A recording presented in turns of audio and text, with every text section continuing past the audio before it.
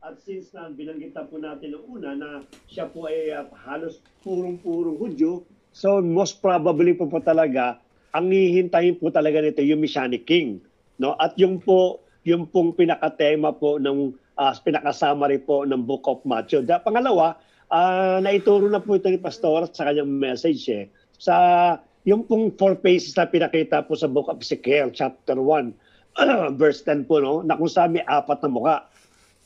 Yung 4 na mukha na po yun, hindi lang basta po inilagay ng mukha para lang maisingit do sa Book of Ezekiel. Actually, sa Book of Revelation, nabanggit din po yan. There are 4 phases, which is the creature ang tawag po doon. At ipinaliwanag po ni Pastor, maliwanag po yun, yan po ay sumisimbolo rin po ng 4 na gospel. No? At dito po sa Book of Matthew, ang mukha po na ipinakita po doon is Lion, the Lion of Judah. Titingnan po natin, kasi talagang lineage talaga yung kay Book of Matthew. Talagang kung titingnan po natin, when we read the Book of Matthew, yung mo talaga makikita po natin, yung patotoo, yung King of Kings, and the Lord of Lords, and Lion of Judah, nandiyan po yan sa Book of Matthew po. Dinagdag ko lang po yan para in case po na gusto yung magbasa po ng Book of Matthew, alam kagad ninyo na yung lahat ng isinulat po dyan, patungkol po yan sa mga prophetic na nangyari po sa panahon po ng ating pong Panginoong Kristo. So again, he is the Lion of Judah sa Book of Matthew. So ang pangatlo po, gusto ko ipuntos bago natin i-open yung ating pong next na libro is mali po sabihin na yung pong the Gospel of Mark, the Gospel of Matthew, the Gospel of Luke. Hindi po tama. Ang tama po is the Gospel of the Lord Jesus Christ or the Gospel of the Lord Jesus Christ through the Book of Matthew. Inangangahulugan po, hindi po yung gospel ay nanggaling sa mga sa 4 na babanggitin o pag-aaralan po natin. But it is the gospel of the Lord Jesus Christ. Why? Because He is the one that fulfilled the good news. Kaya po kung titingnan po natin sa Book of Mark, na sa ating pong pag-aaralan sa chapter 1, verse 1, pinakita po to, this is the gospel of the Lord Jesus Christ through the Book of Mark po ang pinakano. So, nabanggit ko na po ang ating pong next topic o next na libro is Mark o Book of Mark. The Gospel according to the Book of Mark, no? Ng Gospel ng ating Panginoon. So ano po meaning po niya? Ang meaning po niya is God of War. No, I don't know why it is God of War or to be warlike. Hindi naman po warlike po si Mark at lalong hindi naman po siya nagpasimula po ng gera o rebellion against the Roman Empire. No? At ang meaning lang po niya, maaari siguro because of the Greek word. Kasi may Gregong salita po to si Mark May makikita po natin. It might be because of that name, kaya po ang kanyang karakter tinawag pong God of War. Again, this is the Book of Mark, the second gospel po ng the second book of the gospel po ng New Testament. So sundan po natin kaagad, ano po ba ang mapag-aaral sa Book of Mark? Sino po ba si Marcos, no? Again, I would like to put an emphasis that Mark is not part of the 12 disciple. Hindi po siya kasama. Ulitin po natin, no? Pakakasabihin po natin na si Marcos po o si Mark ay disipulo po ng ating Panginoon. Hindi po siya considered na disciple. Because yung 12 tinawag po ng ating Panginoon, hindi po kasama si Mark doon. Marami po nagsasabi na si Marcos po o si Mark ay bunga po ng evangelism ni Peter. Nung si Peter po nag-start na mag-share ng Word of God after the baptism of the Holy Spirit, isa sa mga naging Kristiyano during that time ay si Mark po. No? Again, ulitin po natin, hindi po siya kasama sa 12 apostol ng ating pong Panginoon. Yung apostol parang binabanggit po, hindi pala disciple, apostol. Hindi po siya part po ng original. Siya po ay bunga lamang po ng evangelism sa magitan po ni Peter. Nasa Book of Acts po yan. Mababasa po natin. So sino po si Mark kung hindi po siya kasama sa apostol? Sundan po natin. Pinsan ni Barnabas. Yan, pinsan po ni Barnabas po yan. Tama. The name Mark or rather Marcos, may letter K, in Greek, no? Sa Greek po yun. Kapag ang Bible po na-translate po sa Greek belongs to the assumed author of the second synoptic gospel. Ina-assume po natin. Kasi po, sa Book of Matthew, sa Book of Mark, wala po, mostly po, yung 4 na pag-aaralan po natin gospel, wala pong binabanggit talaga ito kung sino po talaga ang author. Hindi katulad po ng mga minor prophets na nabanggit po natin, binabanggit yung pangalan nila. This is the writing of Prophet Jeremiah, this is the writing of Prophet Ezekiel, pero dito po, wala pong binanggit na ganyan.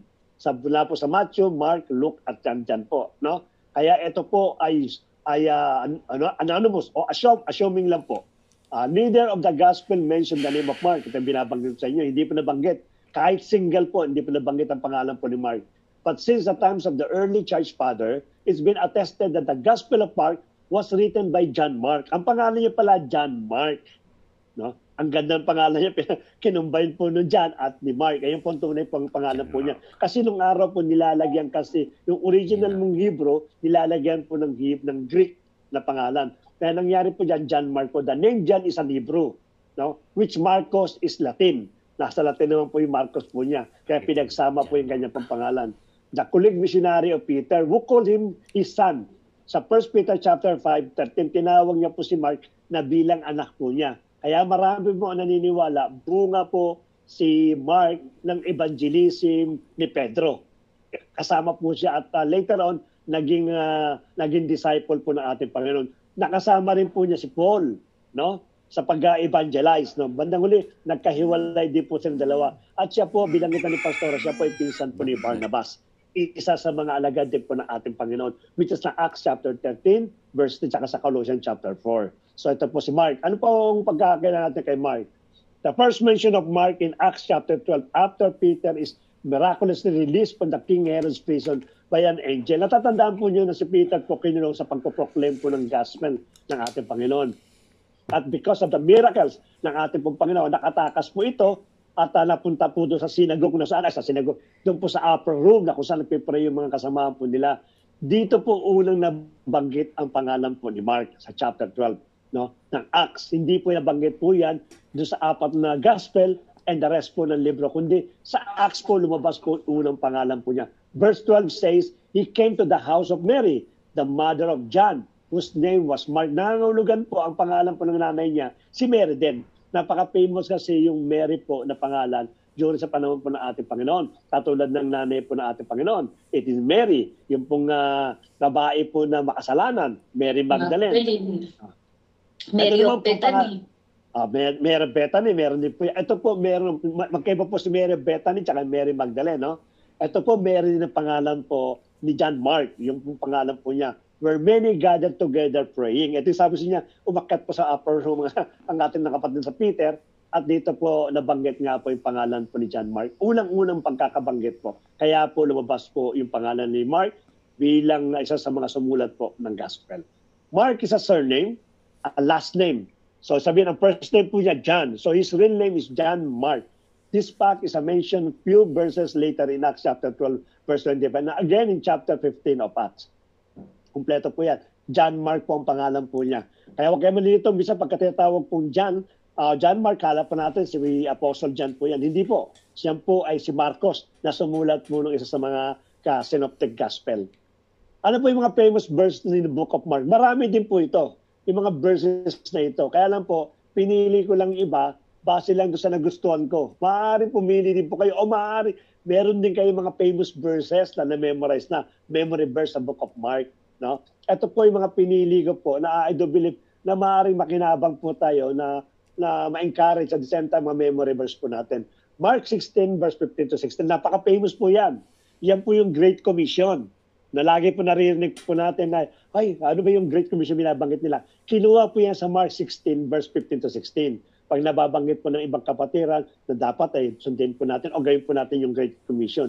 Saan po na nakuha po yun? Sa Mark 16 po yun. Ang pagkakasabi po, and he said to them, go into all the world and proclaim the gospel to the whole creation. Yung gospel po dyan, it is not the book, but rather it is the good news. Na yung pinakano po dyan. Whoever believes and is baptized will be saved, but whoever does not believe will be condemned. No? Liwanag ko mula 16 po, maliwanag po dyan, binanggit yung believes and baptized. Nakala po na iba, ginagamit po yan bilang kaparaanan ng kaligtasan. Kaya sabi po nila, kinakalaman ng palataya ka at mabautismuhan ka sa tubig para ikaw po ay maligtas. The same time, same thing din po, binanggit din sa John chapter 3 verse 7 po ata yun, unless believe and be baptized, hindi niya po makakita baptized naman ng water.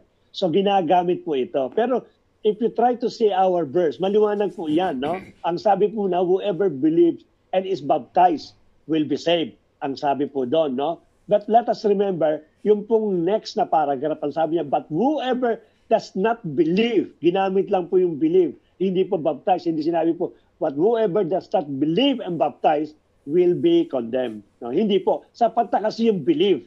Kasi narito po rin, bagamat kasama yung baptize, so dalawang binanggit, kasi andun po yung word na believe, which is the key na message, keywords po para magkaroon po tayo ng kaligtasan. Kaya hindi po tayo naniniwala na kinakalaman ng palataya at mabautismo ng tubig upang magkaroon po ng kaligtasan. Kasi ginagamit po itong verse 16 na ito para po i-justify na kinakailangan po ng kaligtasan sa pamamagitan ng pananampalataya at ng bautismo sa tubig, which is ginagawa po yan ng Roman Catholic. Kaya binabautismo po ng bata para in case mamatayin po yung bata, siya po daw po iligtas sapagkat siya po ay na-water baptized. Pero kung titignan po natin, it's only the word believe is enough for us in order to have to be saved. Yan po yung ano po dyan. Ano pa yung famous na verse? Mark chapter 1 verse 15, and saying, the time is fulfilled and the kingdom of God is at hand. Repent and believe in the gospel. Again, ano po yung word na believe, no? Hindi po baptize. Pakikita po natin, yan po ang siya pong paraan ng pagliligtas ng ating pong Panginoon. This is the time. Kaya nga napakadapat natin, marami tayong dapat harvestin because this is the time of harvest sapagkat naalalapit na pagdating po ng ating pong Panginoon. Mark 12, chapter 12, verse 30-31, and you shall love the Lord your God with all your heart, and with all your soul, and with all your mind, and with all your strength. The second is this, you shall love your neighbor as yourself. There is no other commandment greater than this. Kasi tinatanong po nila ang yung mga Pariseo, no, tinitesting nila ang Panginoon, ano bang master ang pinakamabisang na commandment na binigay ng Diyos sa tao? Kasi hinuhuli po nila Bilanggit ngayon ng ating Panginoon itong dalawang commandment na ito. First, that we have to love our God with all our heart, our soul, and our mind, and our strength. Second, we have to love our neighbors. Pag binanggit po nating neighbors, hindi po yung literal na neighbor po natin, kundi yung lahat po ng tao na makakasama po natin. Kakilala man natin o hindi, yan po ay our neighbor na kinakailangan po natin mahalin, katulad ng pagmamahal natin sa atin po sarili. Mark 10:45, for even the Son of Man came not to be served, but to serve, and to give His life as a ransom for money. Kaya nga po yung bagong illustration po, hindi ko na isama dito Before yung illustration po ng mga churches nung ako po bago-bago pa lang, pyramid po yung aming style, no? Yung pyramid, yung pinakauna-una yung mga attendee, second mga worker, then mga leaders, deacons, at yung pinakatuktok po ng pyramid, it is the head pastor. So siya po yung pinakatuktok po. Ang pinaka-base po, yung mga tao po para daw po tumayo yung pyramid. Pero this time is reverse po. No, naka-inverted na po yung pyramid. Bakit po? Kasi po, yung pyramid na sinabi ko sa inyo noong una, it seems na kinakailangan paglilingkuran natin yung ating pong pastor. No, kinakailangan isa-serve po natin po siya ng mga gandang bagay. Pero in reality po, sabi na ating Panginoon, if you want to become greatest, you should be the one to the least person sa isa pong organization o sa isa pong iglesia.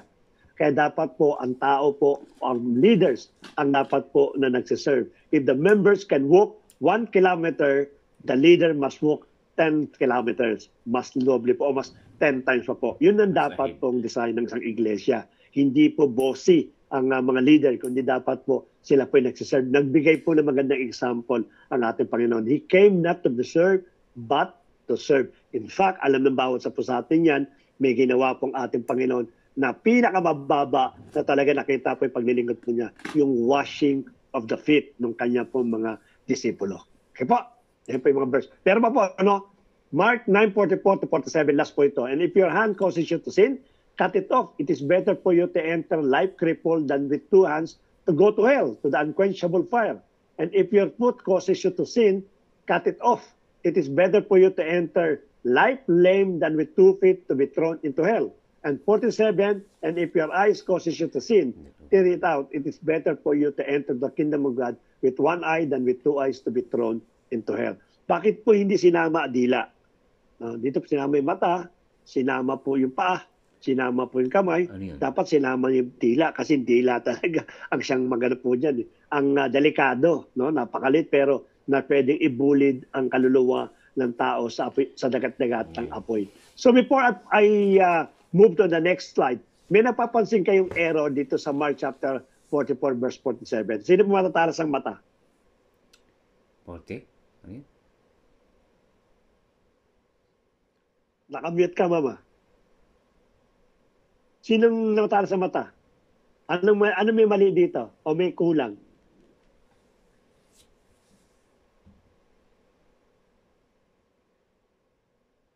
Wala pa na verse?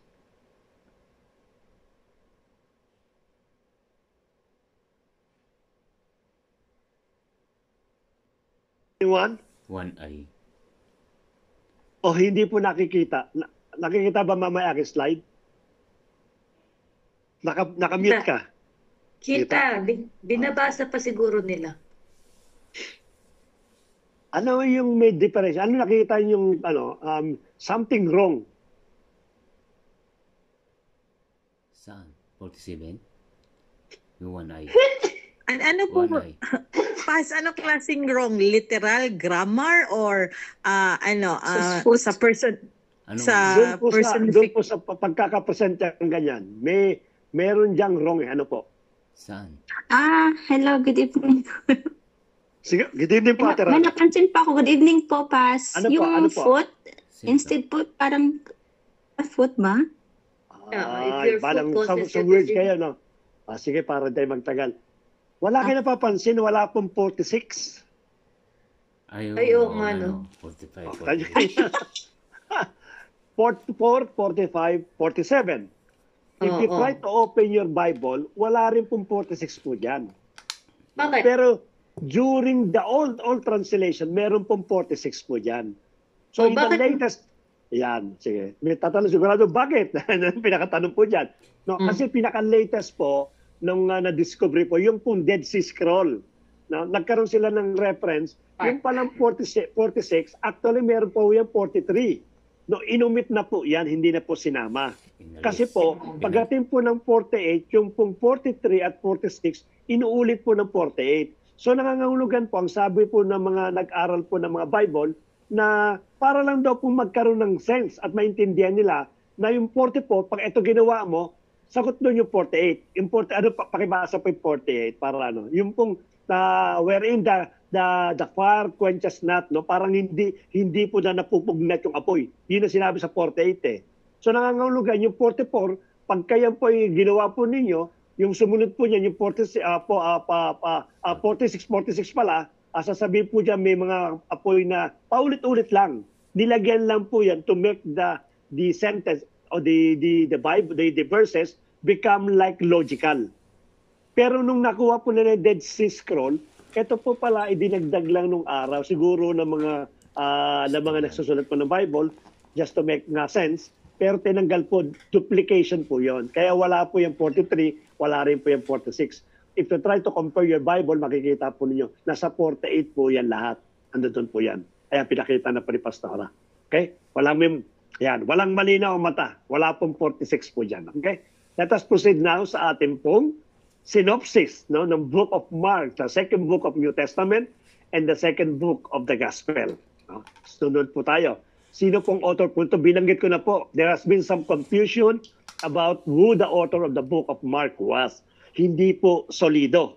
Kahit po yung Matthew, hindi po solido na si Matthew po ang sumulat po niyan. But because of the kung tawagin po nila yung father of faith, yung matatagal na, no? Sila po mismo ang nagbigay ng perception, nagbigay ng assumption na yung pong Matthew, since ang pangalan po niya nandoon, inassume po nila na si Matthew po yon. Ito po si Mark din po yan. But definitely there is no name mentioned sa mga gospel po, the book of gospel, kung sino po sumulat. Because the book was written anonymously, many have questioned who the author may have been. The most commonly held belief is that it was written by Mark. Yun lang common, pinaka-common. Kahit mo tayo, we believe that John Mark is the author of the Gospel of Mark. Yung pong book of Mark. Also known as John Mark. It is believed to have been written between 60 to 70 CE. Na pag sinabi po nating CE, huwag kayo malilito. Hindi po yan yung before Christ. No?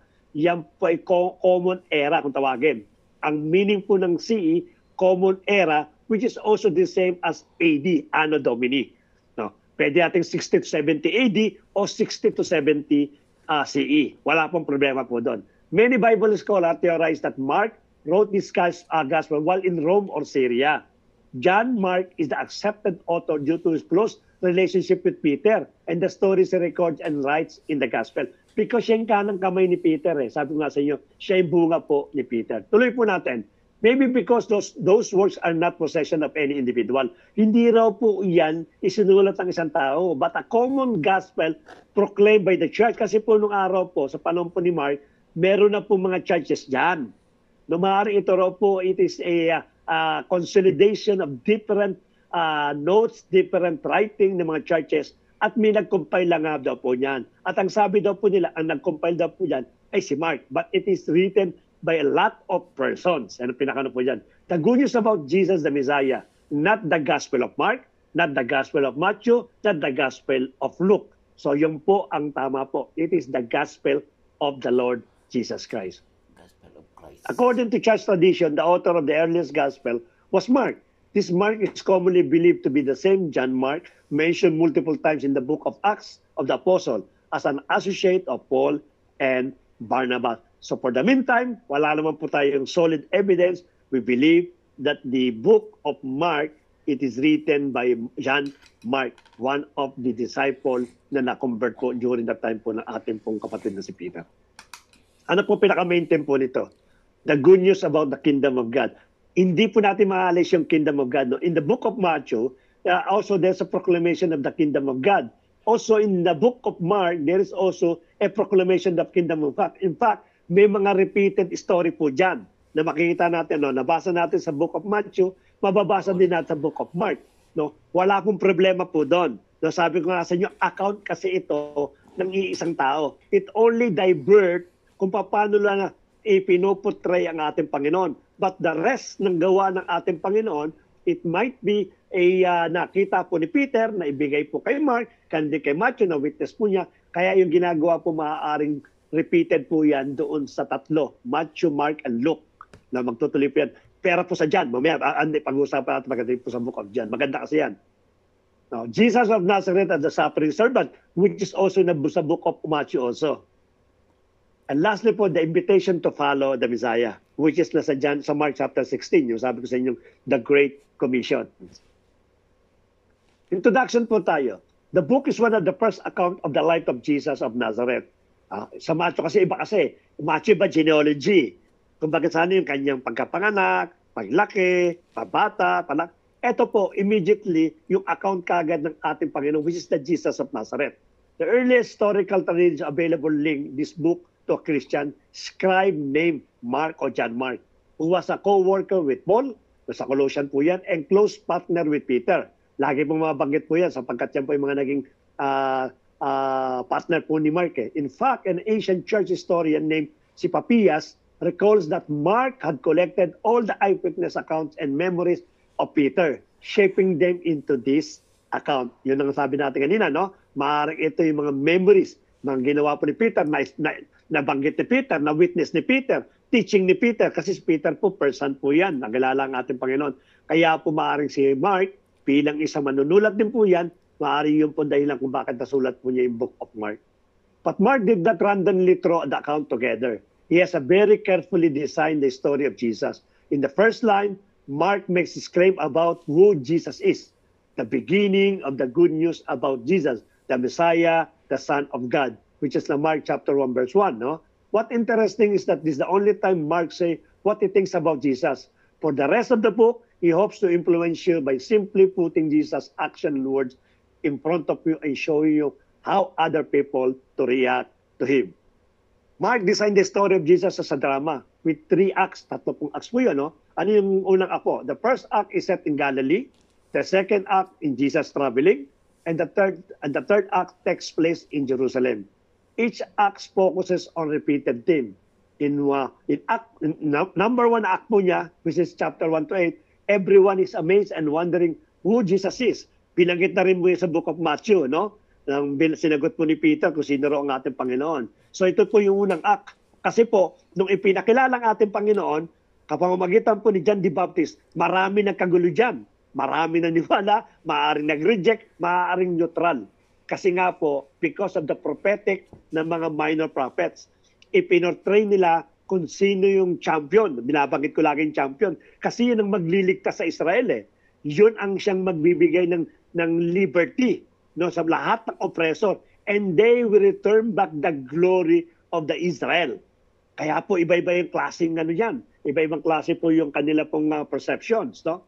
Kaya yung act number 1, na-amaze sila kung sino ang ating Panginoon. Sa act number 2, the disciples struggle to understand what it means to Jesus to be the Messiah. Kasi po unang-una, kingdom, hari. Then suddenly, yung sa pangalawang act natin, pinapakilala na Messiah. Kaya nagkakaroon sila ng confusion, kaya nagtanong sila, sino pa talaga itong sinasamahan nating master na ito? No? Kaya nagkaroon po ng ano po dyan. Yung sa huling-muling act po yan, we see the paradoxical way Jesus become the Messianic King. Ipinakilala po, Messiah, at the same time, King. No? Ang dalawa palang title ay kinuha ng ating Panginoon na pinag-aawayan po doon sa act number 2. No? Sundan po natin. Ano pong date ito? Sabi ko na sa inyo, 60 to 70 CE. The common era which is CE, same as the AD. Mark Gospel does not contain any specific date for its content of writing. Wala rin po yung specific. No? Base lang, bagamat napaka-early, uso na po yung kalendaryo, uso na po yung mga date, panahon po ng Roman Empire, but because of the maaaring anonymous yung author, definitely mahihirapan pong kuwain kung kailan po isinulat po ito. It is possible that Mark was written in stages either because Mark himself wrote the gospel over the number of years or because he incorporated passages that were written by someone else at the earlier time or both. Kasi hindi natin alam kung ano po sinulat po niya. There is a high degree of scholarly consensus that the Gospel of Mark was written in the 60s, 60 AD. Yan po yung nalalapit na po yung Dark Ages. Kasi 70 AD, it is the Dark Ages po yan.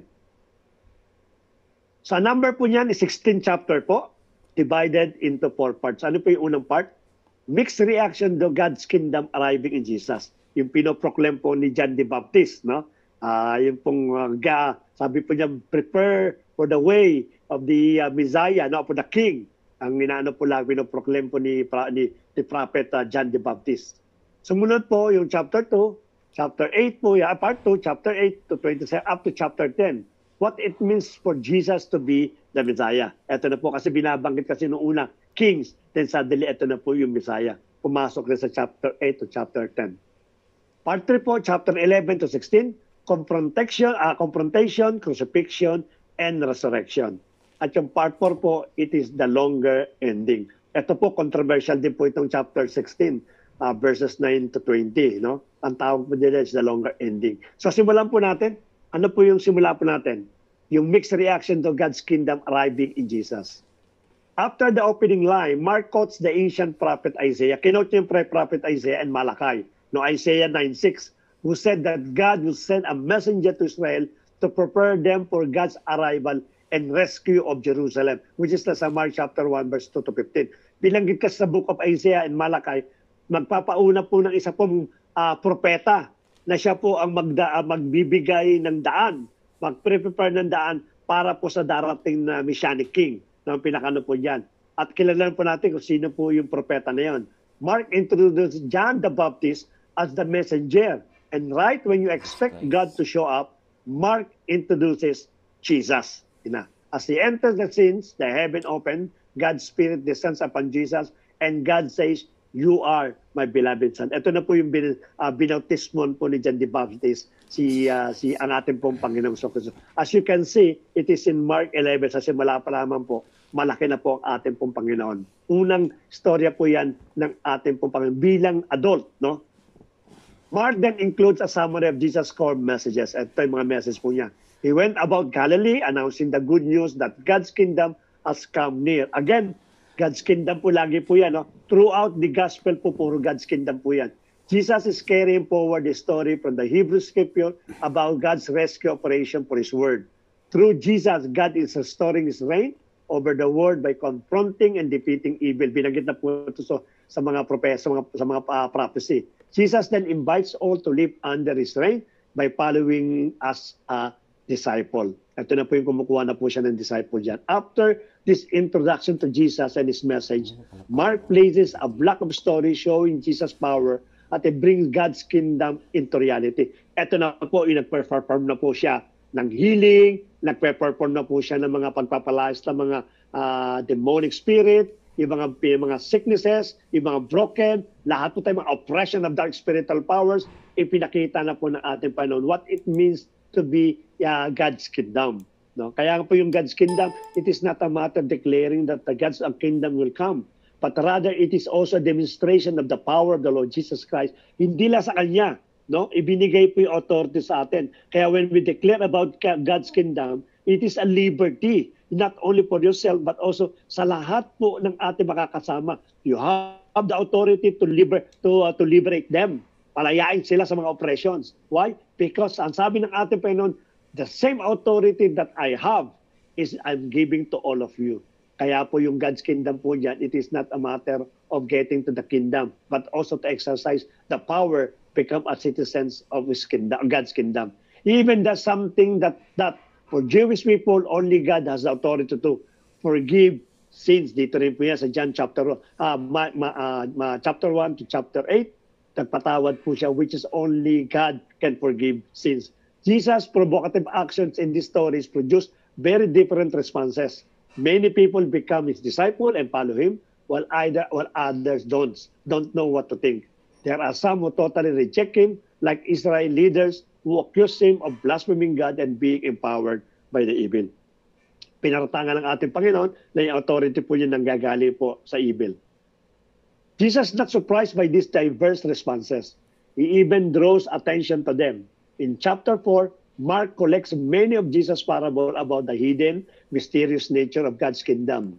Jesus, marami rin po parable po dyan, which is almost the same, identical po sa parable po sa book of Matthew. Jesus said that this message is like a seed falling on a different type of soil, which is the parable of the seed. Some soil are receptive to the seed, but others are not.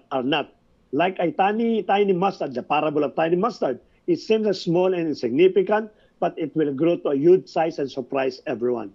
Jesus' point in this parable is that He is the Messiah, bringing God's kingdom, but it doesn't look like what anyone had expected. Tuloy po natin. The growing confusion about Jesus among the crowd is related to an important and repeated idea that Mark emphasizes sa kanya pong unang act, even among Jesus' circle of disciples. These are multiple occasions where they are confused about Him. Mark is highlighting how everybody struggles to grasp who Jesus is. Isinulat po dyan, marami na po ang nagdidebate sa kanyang mga apostol kung sino po ang ating Panginoon. And even those followers during that time, napakarami po yan, hundreds and hundreds or thousands of followers, hindi po nila malaman kung sino ba ito. Siya ba ay Messiah? Siya ba ay propeta? Siya ba ay hari? Siya ba ay yung pinangako? Marami na pong lumalabas po dito sa eksena na ito. Sundan po natin sa part 2, no? Chapter 8, 27 to chapter 10. What it means for Jesus to be the Messiah. Ito na, sinagot na po ng ating Panginoon yung kanilang confusion. Kanino ng ating Lord Pag meron ng confusion, siya mismo sasagot upang mas maliwanag kung ano yung mga bagay na hindi natin maintindihan. This brings us to act, yung kanyang pangalawang act, which begins with a crucial conversation. Jesus takes the disciple aside and asks, hiniwalay po yung mga disipulo, yung 12. Who do you say I am? Tinanong niya kaagad yung 12. No? Marami po nagsabi po dyan, marami sumagot. But Peter suddenly Peter came out boldly, declared, answer quickly, you're the Messiah. But it becomes clear that for Peter, this means a victorious military king from the line of David who will rescue Israel from the Romans. But for Jesus, the Messiah is a suffering servant king of Isaiah 53. Kasi po, let us always remember, ang pinoportray po dito sa book of Mark is this the servant of God. No? The sacrificial offering, the perfect sacrificial offering, who's going to establish God's rule by giving up His life in Jerusalem. Yung pong pinakatema po niya, yung una po kay is Lion of Judah, no? Fulfillment of the prophecy. Kaya book of Mark po, it is the sacrificial offering. Ibibigay niya sa parang lamb, no? Sacrificial lamb. Ito yung pinakabuhay po niya. Pero si Peter po, nung siya pinagbanggit, you are the Messiah, matapang na matapang po siya. He's thinking na later on, this Jesus that they're serving, He will establish a great military soldier. He will establish a kingdom on earth. para po palayain sila. Yun ang nakatanim sa kanila. But hindi po niya naiintindihan yung kung sinasabi po itong prophetic na nangyari po sa Isaiah 53. If you read Isaiah 53, ito po yung parusa sa ating Panginoon. Yung sabi po dyan na wala raw po tayo makikitang maganda. No, ibig sa mukha po niya, lahat po yan ay talagang sirang-sira talaga. Yun ang ipinakita po dito. At yun po ang purpose ng ating Panginoon. Hindi katulad ng pagkakaintindi po ni Peter. So again, uulitin po natin, hindi po ito fulfillment po ng pagiging hari ng ating Panginoon, but rather it is a lamb, a sacrificial offering in order to save these people from the sin. The disciple just don't get it. Hindi pa rin ito na maintindihan po yun. How come you become a king? How come you become a savior? How come you will restore the Israel? And yet you keep on saying na parurusahan ka, huhulihin ka at papatayin ka. Hindi lang maintindihan po yun. They think following King Jesus will mean fame and status and importance. But Jesus make it clear that to follow Him is like a dying and carrying a cross to your own executions. Kala nila, pag sumunod nga, sabi nga siyo, maaaring ito na yung establishment of a great warrior na siyang lalaban sa Roman Empire. Maaaring ito na yung kingdom na kung saan muli magre-restore sa Israel. Kaya kasama po sila. They're thinking they become a great soldier, a great warrior. Pero hindi po nila alam, yung pong kanilang sinasamahan is carrying the cross going to his own execution. Napapatayin po ang ating pong Panginoon. It means rejecting violence, pride and selfishness, and pouring out your life for others in acts of service and love. Ito ang pinakita po ng Panginoon dito sa Book of Mark. Jesus has this same conversation more times in Act 2, no? And it all culminates in Jesus' important statement. The Son of Man did not come to be saved, to be served, but to become a servant and give His life as a ransom for many. Nasa Mark chapter 10, napakaganda po na sinabi na ating Panginoon. Naparito ako para hindi pagsalbihan. Naparito ako para hindi ipakita ang kapangyarihan po ng Diyos. Sabihin magkaroon ng war. Narito ako para ibigay yung aking buhay para sa inyo. The disciples still don't get it and responds in confusion and in fear. In Act number 2, Mark has placed another key story that echoes the book introduction. Jesus takes 3 of His disciples up to the mountain. Kailan po natin yun, yung core group po nila, no? Si Peter, si John, at sino ba yung isa? Kalimutan ko po siya. Ito yung 3, core group po yan, si Peter, si John, maalala ko mamaya po yun, yung isa. Jesus takes 3 disciples up to the mountain where He suddenly transformed and radiate with light and glory as a cloud envelops them. This is just like the glory of God that showed up a long ago in Mount Sinai. At nakita po nila ito, paiksin ko nila po. Si James. Si James, yun, tama. Salamat po, Pastora.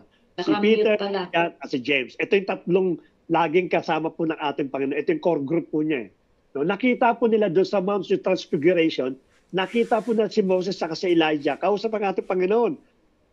Ito na kasi yung time na talagang huhuli na siya. Appear to next to Jesus as God announces again, "This is my beloved son." Sinabi po sa dalawa, kay Moses at kay Elijah. Ngayon, kung may tanong po kayo mamaya, paano pong lumabas si Moses Elijah, sasagutin po natin po mamaya. By placing this story in the middle of this conversation in Act 2, Mark makes the astounding claim that Jesus, God's Son, is the physical embodiment of God's own radiant glory. Through Jesus, the glorious God of Israel will become king by suffering and dying for the sins of His own people. It is a shocking claim that confuses and scares the disciples as they leave the mountain. Sa part 3 po, chapter 11 to 16, ito ni confrontation, crucifixion, and resurrections. This brings us to Act number 3, in which Jesus makes His public royal entry into Jerusalem by Passover. Pinakikinggan kanina pastor yan, yung sabi nila na kumuha ka ng colt, yung maliit na donkey, no? At sabi, bakit mo kinukuha yan? Parang magnanakaw kayo. Ang sabi lang ng dalawa is the Lord needed it. Kinakailangan niya ng ating master. So ito po yung papasok na po siya. Kasi parating na po yung Passover dyan the celebration of the Passover, where He is hailed as the Messiah. He then enters the temple courtyard and asserts His royal authority by running out the people, scamming a profit of the worshippers and stopping the sacrificial system. Ito po yung nakita po niya na nagtitinda ng kalapati, nagtitinda ng mga gold coins, nagtitinda pa ng mga doon po sa paligid po mismo, sa harap mismo ng templo ng ating pong Panginoon.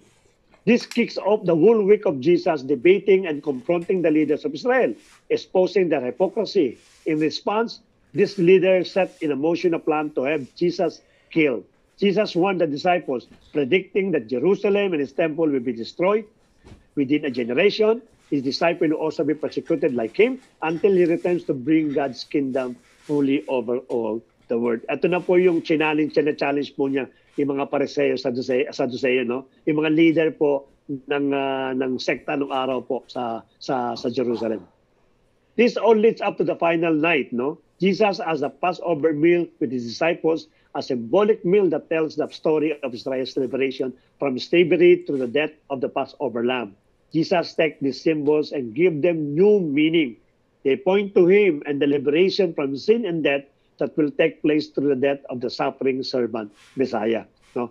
Typology po yan ng Passover during the time po ni Moses, na kung saan pinahiram po ng blood yung mga hamba po ng pinto nila upang sa ganun yung spirit of death ay hindi po makapansala sa kanila. Ito naman po, typology po. Yung dugo ng ating Panginoon ay gagamitin naman po in order po as magkaroon po ng buhay na walang hanggan. From here, the story rushes forward to Jesus' arrest and trial before Israel priests and the Roman governor Pilate, resulting in Jesus' crucifixion. Alam po natin yan na kung saan dyan po nangyari po yung crucifixion. Resurrection, no? To po yung confrontation. This culminates in a key scene that matches the important scenes in Act 1 and 2. In this scene, darkness descends instead of a cloud. And instead of a voice from heaven, we hear Jesus cry out before he dies. Surprisingly, a Roman soldier sees Jesus die and grabs who he sees. This man was the Son of God. Ito sinabi po ng Roman soldier. Nung sumigaw po ang ating Panginoon, Eli, sa Baktana, no? Sinabi po ng ating Panginoon po yun. Eli, sa Baktana. Yan po nangyari po doon. No? Napaniwala siya na ito talaga tunay na ng Diyos. Kasi nagdilim eh. Nagkaroon ng lindon. Doon po soldier naniwala po. He is the first person in the story to recognize Mark's shocking claim about Jesus' identity. The Messiah is the crucified Son of God. Jesus of Nazareth who died for his friends and for his enemies, for all. Jesus' body was placed in a tomb. And on the first day of the new week, two women, kasama niya si Mary Magdalene, from among Jesus' disciples discovered that the tombstone had been rolled away. An angelic man informs them that Jesus is not there because he's risen from the dead.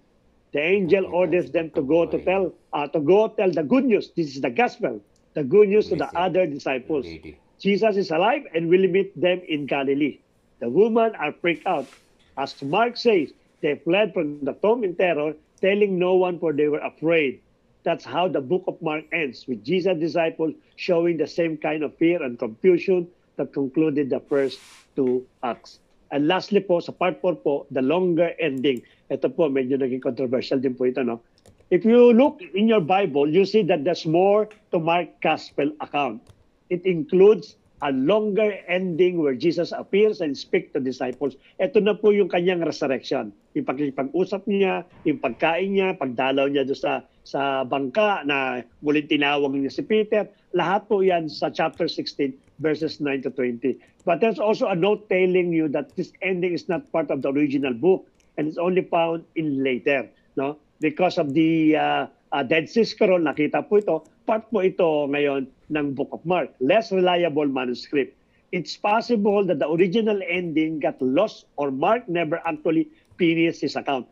Maaaring nawala daw o maaaring hindi na natapos ni Mark yung kanya pong sulat. Ang gando na lang po sa crucifixion at paglibing po ng ating Panginoon. But it's more likely that the abrupt ending with the terrified woman is intentional. The entire story is focused on the shocking claim that puzzled Jesus' disciples all throughout the story, that the suffering, crucified, and now risen Jesus is the Messiah and Son of God. God's love and upside-down kingdom were revealed when Jesus died for the sins of the world. The story ends without closure, forcing the reader to grapple with strange and scandalous claim. Will we run away like the disciple, or we will recognize the crucified Jesus as our King? We will go forth and tell the good news. We have the answer to this question for ourselves. And that's exactly what the Gospel of Mark is prompting us to do. Ano po ang moral lesson? Number one, the power of faith. Amen. Ano po yung the power of faith? Powerful faith is at work in this passage from Mark chapter 2. 4 men carried a paralytic to Jesus, but they could not get to him because the place was packed. So they dug through the roof and lowered the man in front of Jesus. Here is Jesus' first reaction. Ano po reaction po niya? And when Jesus saw their faith, he said to the paralytic, "Son, your sins are forgiven." No, it is not only forgiven, but it's also healed. Yung sickness po nitong paralitiko nito. Ito po yung kaibigan po niya na umakyat mo ng bubong kasi po hindi makapasok dahil na-obstruct yung hawak nila nga naka-bed kasi, nakabit-bit sila nung parang nung ginagamit sa ambulansya. Ganun ginagamit nila. Hindi nila mapasok dahil malaki. Kaya umakyat sila ng bubong, sinira nila bubong at doon nila binaba itong taong ito. But look at this, no? This is the power of faith. Maganda po ito. Ano po sinabi po dyan? We have the power to change people's lives with our faith. And when we add our faith to the faith of others, miracles happen. When we believe that Jesus can do incredible things, He does them. No? Kasi nakita ng ating Panginoon, hindi lang yung faith po ng paralitiko, kundi yung kasama po niya mga kaibigan po niya. Kaya pananampalataya ng kaibigan niya at pananampalataya ng paralitiko, it creates, yung malaking faith po nila, and it creates miracles. Nangyayari po yan. Kaya yung simple faith po natin, kung dadagdag po natin sa mga pananampalataya, mangyayari po yan. Kaya nga sabi po dyan, kung ano po inagrihan ng 2 o 3, siya din po i-agrihan ng ating Panginoon doon po sa langit. A power of faith. Second po, the importance of being whole. Ano po yung importance of being whole? Jesus continued this work of healing. Through His ministry, Jesus was filled with compassion for those suffering around Him. He healed many because His desire is for them to be whole. Ang mangyayari po sa atin, minsan, ang sabi po po, we know that when we get to heaven, we will have the perfect bodies, the immortal bodies, or the glorified bodies. There is no sickness or dying in heaven. That is God's plan for us. He longs for us to be completely well. Of course, the curse of sin has made sickness and death a reality in this world. However, many times, if we exercise our faith, we can be healed. Dito po tayo nagkakamali, mga kapatid. Dito po tayo natatrap. No? Kung nagkakasakit po tayo, never natasabihin, hindi bale, pagdating ko ng langit, I have a perfect body. I have a glorified body. I have a body that never sick, that never get old. No? Huwag po natin sabihin po yon. No? Kasi bakit po? Ang ating Panginoon gusto niya magkaroon ka ng buhay na maaya. Hindi sa langit, kundi dito sa lupa. Kaya kinakailangan dito pa lang sa lupa, nararanasan na natin yung mga healing na pinangako po ng ating pong Panginoon. Ang sabi po nga po nito, ultimately, we will be whole. In this world, we might be healthy and whole, and we often forfeit this blessing because we lack of faith. Hindi natin nararanasan po yan. Pagka may sakit tayo, Pas, may sakit ako, hindi ko kaya, gano'n ko. Di na magnify po natin yung ating pong sakit. Wala pa nga sakit dinideclare na para excuse sa Friday. Minsan, ini-schedule sakit Wednesday pa lang, Pas, di ako makakati ng Friday. Bakit? Kasi may sakit kasi ako, masakit ang ulo ko. Magkakasakit pa lang. Wednesday pa lang yun, magkakasakit. No? Alam niya na natin dito, maliwanag po yan. Ang gusto ng ating Panginoon, healthy. Yan pong purpose po niya, kaya nga nag-perform siya ng miracles during His ministry. Hindi niya sinabing, okay ka lang, may sakit. Pagdating naman sa langit, wala nang sakit na yan. Healthy ka na doon. Hindi sinabi ng ating Lord yan. Ang sabi ng ating Lord, sa magitan po ninyo, yung pananampalataya mo, magkakaroon ka ng kagalingan. Kaya dito pa lang always claim that He is a Jehovah Rapha. Napakadami natin pinag-aralan ng mga names, no? Kung talagang sumunod kayo sa, nakantabay kayo sa mga vlog. Napakamakapangyarihan ng mga pangalan na yan sa declaration. Ito po ang sinasabi ng ating Panginoon, the importance of being whole. Kasi may purpose po siya Kaya kanya pagagalingin, kaya kanya bibigyan ng kalusugan, sapagkat yung ating pong buhay, gusto ng ating Panginoon i-maximize po natin for God's kingdom, for God's glory. Yung pong purpose po niya, kaya meron tayong karapatan mga Lord, nangihina na ako Gusto ko pang maglingkod sa iyo, bigyan mo pa ako ng mga 80 years na buhay. Pag kaya kita ng Lord po yung wala pong imposible sa ating pong Panginoon. Kaya importance po ng being whole. Weak faith is better than no faith. Huwag natin Amen. sabihin, kasi maliit lang pananampalataya ako. Let us always remember yung mustard seed. No? Napakaliit, pero sabi niya, mas maganda daw yung maliit na pananampalataya kesa sa wala talagang pananampalataya. Weak faith. And let us open cast him into the fire and into the water. Ito po yung verse na Mark 9:20-24 to destroy him. But if you can do anything, have compassion on us and help us. And Jesus said to him, if you can, all things are possible for those who believe. Immediately the father of the child cried out and said, I believe, help my unbelief. Hindi sinabing, I believe, help my son healed. Hindi po sinabi po yon. Ang sabi niya, I believe, help my unbelief. Yun ang sinasabi po niya. No? Sapagkat yung ating pong pananampalataya, kung ilalapit natin sa ating Panginoon yan, palalakasin po ng ating Panginoon. Kesa po sa totally na wala po tayong pananampalataya. At nangyari po dyan, yung bata po naligtas. No, kasi meron pong bata dito na hindi po mapalaya yung demonic na oppression ng kanyang mga disipulo. At dinala na nga po ito ng tatay sa ating Panginoon sa Kristo. Sapagkat kinukumpleto niya, hindi mo mapagaling ito ng mga disipulo mo eh. No? Ngayon, tinuro ng ating Panginoon para pagagalingin ito. Naniniwala ka ba? Immediately declare, I believe. Sapag ganun po tayo, no? When we declare something, no, everything changes in a spiritual world. Pero ang problema kasi natin, habang nagbabago sa spiritual world upang maayon yung dinideclare po natin, meron kasi tayong body, meron tayong mind. Minsan ginagamit ng kaaway yan, uy, parang hindi naman Parang yung sakit mo, parang lumipat lang. Yung masakit mo sa ulo, parang lumipat sa talampakan lang. Hindi naman tayo nawawala yung sakit talaga. No, dahil ikaw ngayon, sa libasa, is hindi mo ginamit yung pananampalataya mo kahit kabo maliit. Kung ilalagak mo sa ating Panginoon, ang sabi niya, ay malaki magagawa po niyan. Ang problema natin, ay oo nga no. Yung sakit ko sa ulo, lumipas sa talampakan. Nadaya po tayo. Huwag tayo magpapadaya. No? Katulad nung pagkatin po namin nung prayer tower, may isang kapatiran po tayo ron sa pong asawa po ng pastor, na meron po siya examination, na sabi daw parang binababalid daw yung cancer po niya. Huwag po tayo maniwala sa report. No? Hindi ko sinasabing paniwalain po natin yung mga medical resort o yung mga medical biopsy or mga medical examinations. Ang sinasabi ko lang, kung meron silang report, sapagkat yan po yung napag-aralan po nila, dapat maniwala ka sa report ng ating Panginoon. Lord, ito yung report eh. Meron akong cancer, sabi nila, pero maniniwala ako sa report mo. Kagaling. Ang sabi mo that I am healed, then I am healed. Yun po dapat ang mangyari. Kasi malita pa ng palataya, palalakihin po ng ating Panginoon po yan. We find ourselves at this point from time to time, don't you? When you believe, even a little, and ask for my faith, we will be rewarded. Jesus recognizes our human weaknesses and shortcoming, and His grace is completely sufficient. Get serious. These three simple life lessons from Mark can be powerful impact on your life if you let them. Today, allow faith to overcome doubt and see what God will do. Una-una, the power of faith, the importance of being whole. The word faith is better than no faith. God bless po and see you po next Monday. Hindi ko na ako. Salamat po, Pastor Bernard. Siyempre, maraming salamat sa buhay ng ating kapatid na si John Marcus. At naisulat niya itong Book of Mark, yung Gospel ni Jesus sa kanyang libro.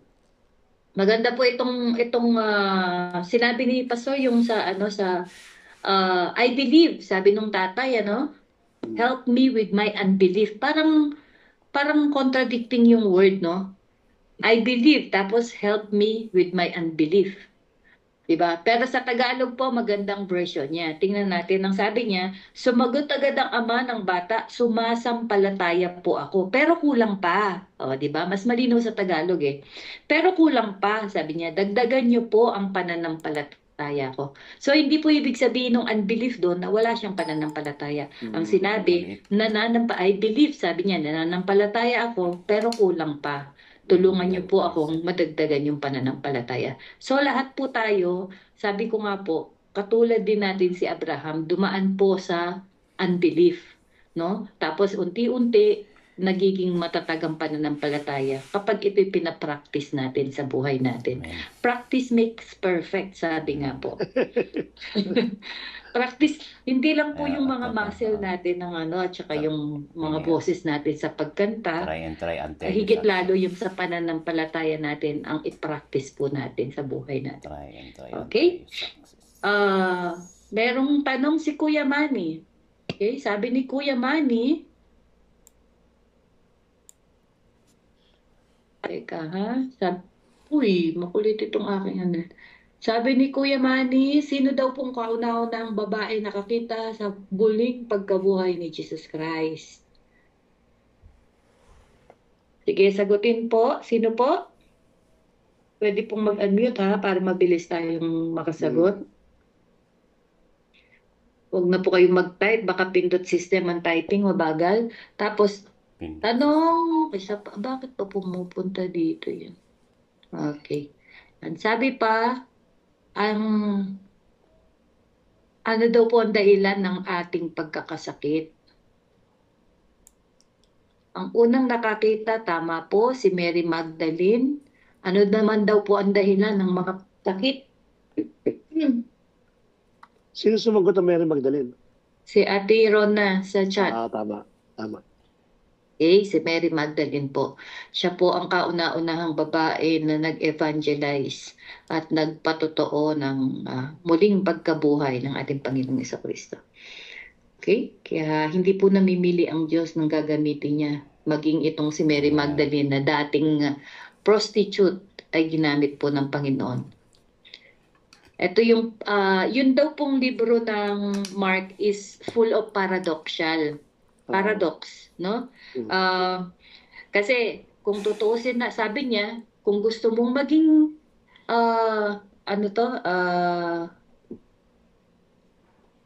wala yung word, you have to be least para maging the best ka dun sa kaharian ng Diyos, di ba? Si Santiago or si James at saka si John, tinanong si Jesus, sabi niya, sino daw po ang magiging dakila?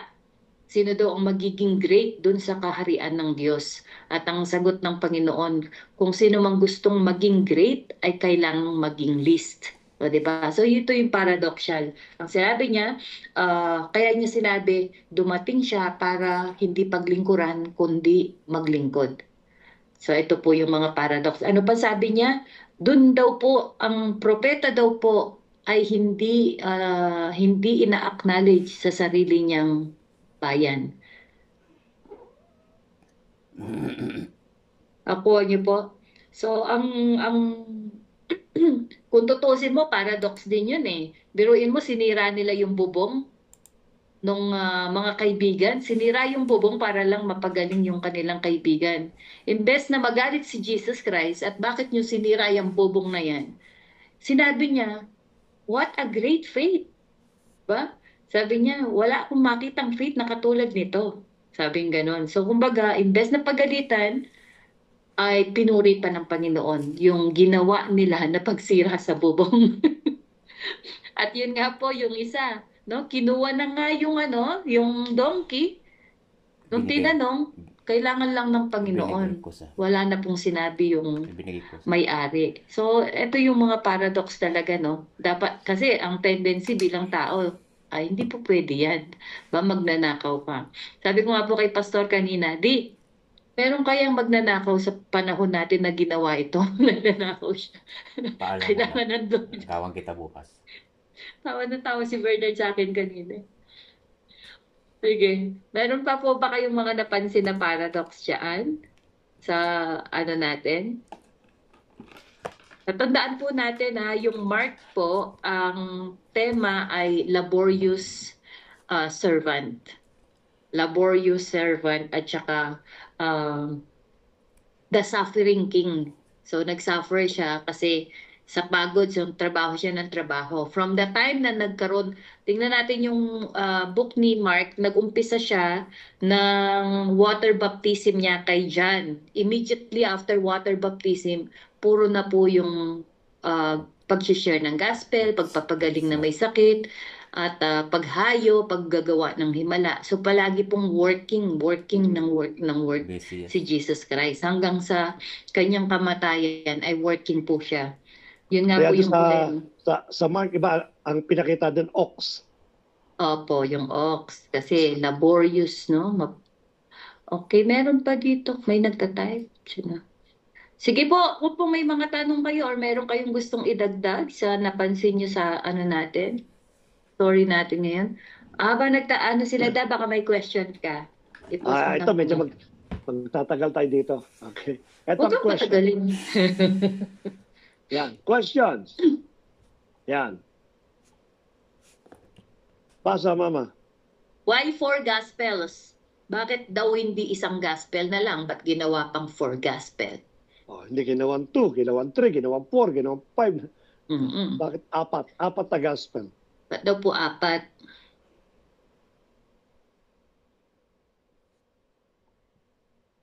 Eh? Po, Dahil sa sino pong gustong sumagot?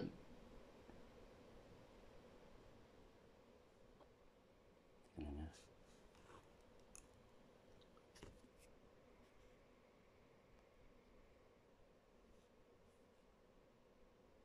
Ano, Sige pa. yung 4 gospel is nakafocus siya sa first sa pagpo-proclaim ng good news for the salvation, and then yung faith kay Lord Jesus Christ, and then yung kanyang pagkabuhay.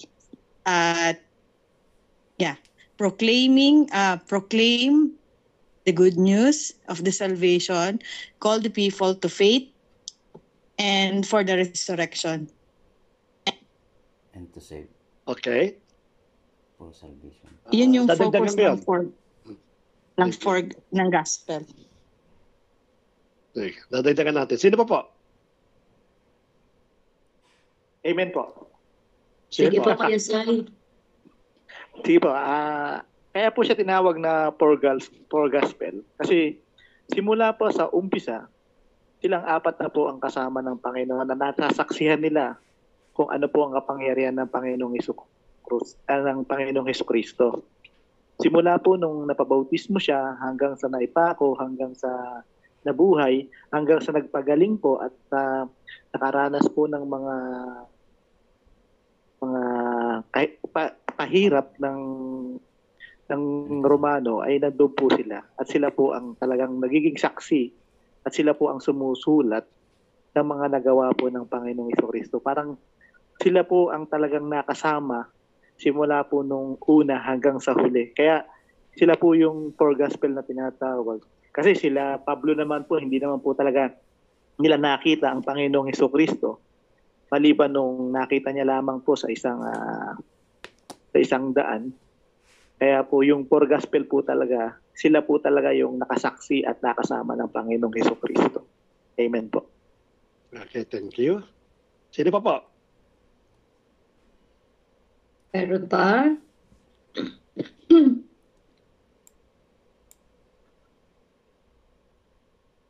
Uy.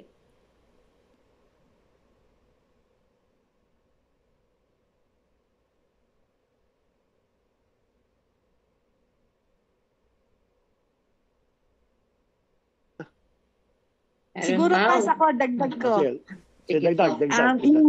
Yung 4 gospel kasi, merong 4 pillars kung paano dinescribe ng mga apostolic men ang buhay ng ating Panginoon. Like for example, for the book of Matthew is ang genealogy ng ating Panginoon. And on the second book of Mark is the action of Lord Jesus Christ ng yung kanyang mga ginawa, yung mga works niya, and while showing that he is the Son of God. And then yung third, to be discovered kasi magte-third pa tayo at mag-fourth. Tama. Wala pa yung mga tsaka yung pang-4 wala. Pero ang main point is that the 3 apostolic men describe the life of Lord Jesus Christ in their own understanding sa mga passage nila. Okay. Tama. Okay, so tama yun sabi ni Ate Rona kasi may mga kwento sa four gospel na mention siya pare-pareho. Pero yung isa, kumbaga yung point of view niya pag ganito. Pag pinagsama-sama mo, pare-pareho naman siya ng istorya. So ito yung mga eyewitness na sinasabi. 'Di ba sabi, dapat pagka merong mga dapat kang paniniwalaan, dapat yung mga eyewitness mo ay solido. So lahat sila nagkwento ng kwento ni Jesus Christ in their own point of view, kumbaga kung paano nila nakita yung sitwasyon na yon.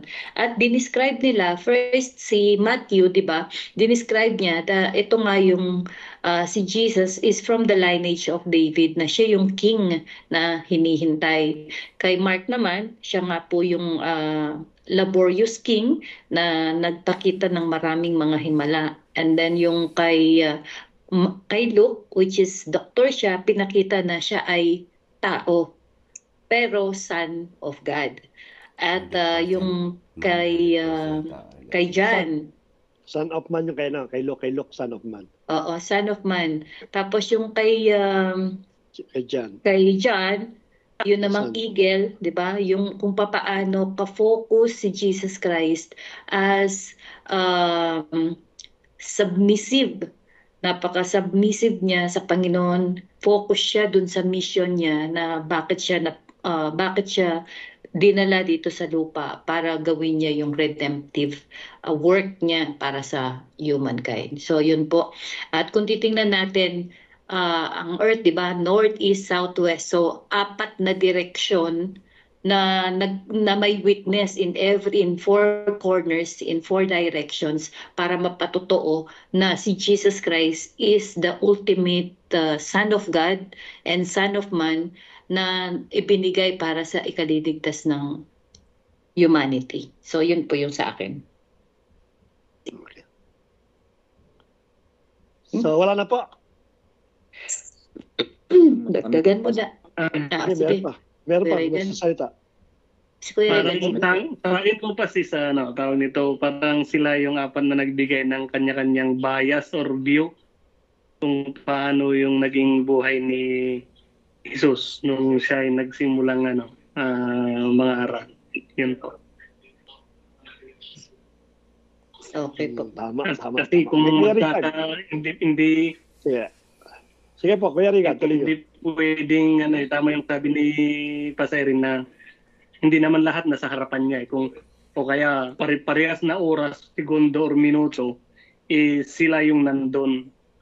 Kasi magkakaiba rin. Maaring yung isa nakatulog nung time na yun, yung isa gising. Yan po. Kaya may kanya-kanya silang bias na story. Pero yung walang mali. Yan, view. Okay. Okay. Si Kuya Richard, may sinasabi na. Amen po. Pas. Yung akin po, pas, siya nga po, parang ganun. Kumbaga, sila yung apat na nakakasama natin, Panginoon. So, sila yung witness nung mga ginagawa na miracle ng ating Panginoon. So, the gospel came, it just means good news. So, yung mga binabalita nila na galing sa ating Panginoon. So, yun ang tumatak until now sa atin. So, sila po yung, kumbaga, sa ngayon naging social media, naging vlogger. Para until now, nalaman na nagagawa ng Panginoon. Ginagawa ng araw ng ating Panginoon. Sila yung witness. So, yun lang po ang sa akin. Yun lang po ang pas. Oh. Ay pala daddy, pala naalala ko. Si Matthew, yung kanyang book, yung gospel niya is actually address sa mga Jews. Kaya nga minention niya yung genealogy kasi para maipakita sa mga Hudyo na si Jesus Christ is really from the lineage of David. Tapos sa ibang mga gospel naman, address sa Gentile, address sa at so on and so forth. Yun po. Yun. Dagdagan ko po yan. May pahabol si Pastora. Tama po yun eh. At bago ko sagutin bakit apat na gospel, again, gusto ko lang i-reiterate na si Mark po, hindi niya nakasama ang ating Panginoon. Si Peter Never lang. po siyang naging part ng 12 apostles. Siya po ay bunga ng pagkamatay ng ating Panginoon, no, nagkaroon po ng baptism of the Holy Spirit, nag-spread po ng gospel, and one of they believe na si Mark po daw ay bunga ng pag-evangelize po ni Peter. So hindi niyo na po inabutan ng ating pong Panginoon. So nakapagkaroon lang po siya. Kaya kanina sinasabi po natin, yung pong author kung bakit siya nakasulat, maaaring yung account ng kay Peter. Kasi para siyang kanang kamay ni Peter. Si Peter kasi nagkukwento ng buhay ng ating Panginoon. Kasi siya po mismong eyewitness, first hand na eyewitness.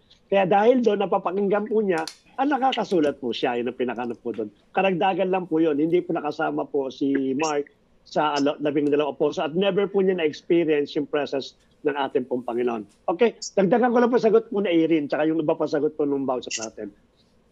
Unang-una, before na ilabas ko yung aking slide, let us remember in numerology or the study of numbers, kasi meron pong subject yung study of numbers. Ang 4 po, it is a completion yan. Ang meaning Perfect. completion. 3 is perfect number. Then 4, it is a completion. Kaya after po ng Trinity, which is a perfect number, sumunod po niyan is a completion po ng Godhead. So nangangulugan po, ang meaning po ng 4, it is a completion. Kaya nagkaroon po siguro ng 4 gospel because it is a completion of the life of the Lord Jesus Christ. Aside of course sa mga binanggit po ninyo, napalalawakin ko lang po. Bakit po 4? Una-una ito po yun.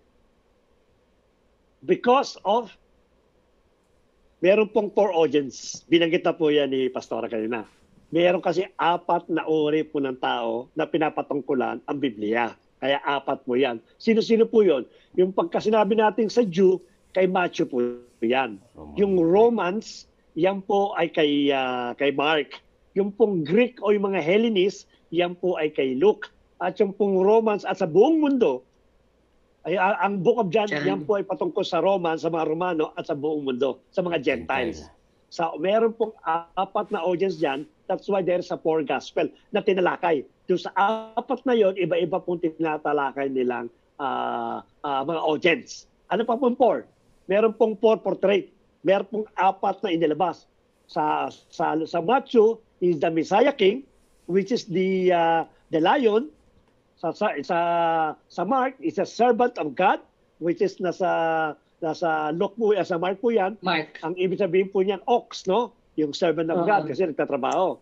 Pagdating po kay Luke, he's a son of man. No? Pinakita po dito kung paano yung pagiging tao po ng ating pong Panginoon.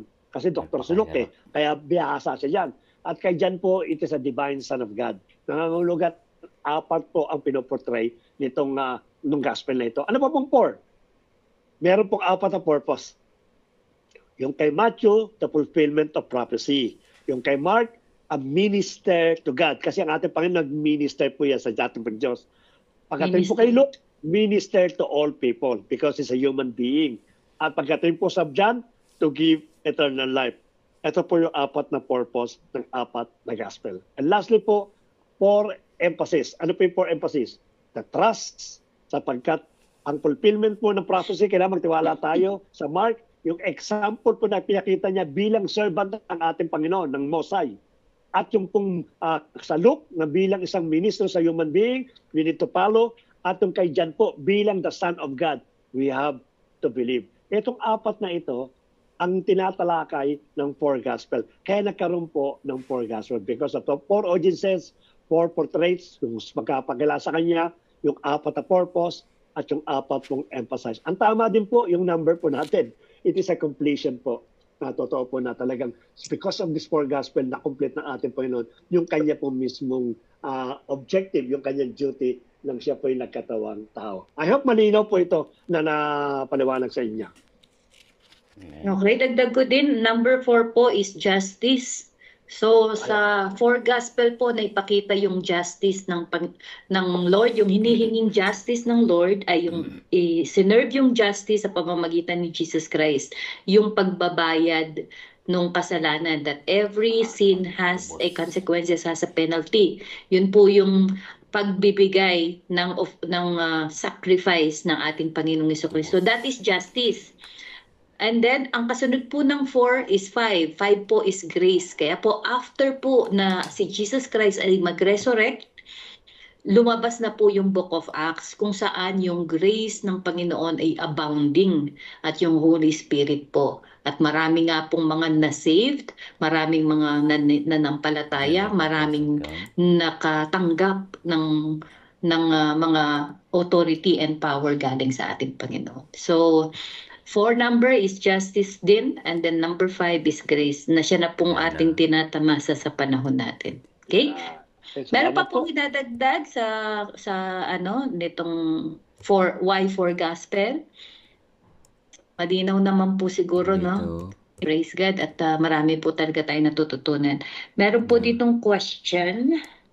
Papasok.